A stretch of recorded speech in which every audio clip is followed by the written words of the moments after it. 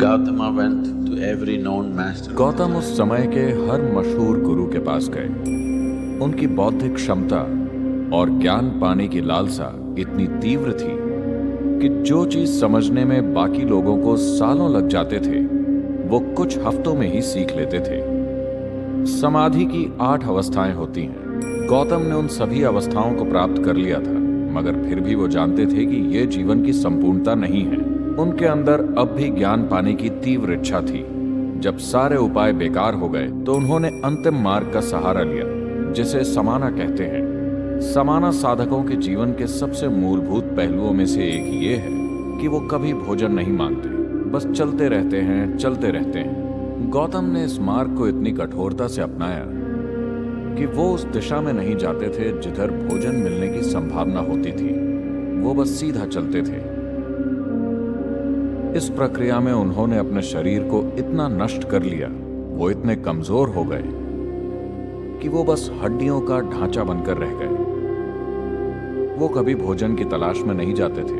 उन्हें जब भोजन दिया जाता था तभी खाते थे। एक दिन वो नीरांजना नदी के तट पर पहुंचे, जो 2 फुट गहरी एक छोटी सी धारा थी और उसका प्रवाह थोड़ा तेज था। उन्होंने धारा को पार करने की कोशिश की। आधी दूरी पर वो आगे बढ़ने में असमर्थ हो गए।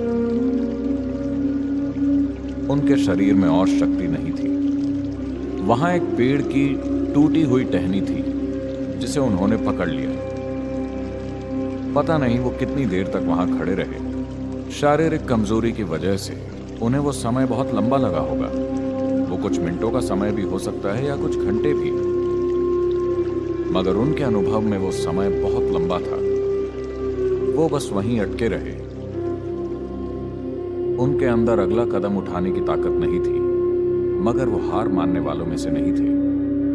अचानक उन्हें एहसास हुआ कि उनकी समस्या ये है कि वो आत्मज्ञान को पाने की कोशिश कर रहे हैं। वो आत्मज्ञान को खुद के साथ घटित होने नहीं दे रहे, वो उसे प्राप्त करने की कोशिश कर रहे हैं। वो एक असीम अनंत आयाम को पाने की कोशिश कर रहे हैं।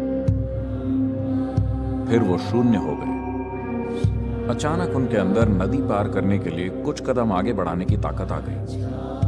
वो जाकर उस बोधि वृक्ष के नीचे बैठ गए। वहां बैठकर उन्होंने निश्चय किया, मैं यहीं बैठूंगा। या तो मैं आत्मज्ञान प्राप्त कर लूंगा या यहीं प्राण त्याग दूंगा। मैं यहां से नहीं उठूंगा। और वो बैठ गए। पूर्णिमा का चंद्र उग रहा था और उन्होंने परम ज्ञान प्राप्त किया और परमानंद की अवस्था में वहां बैठे रहे।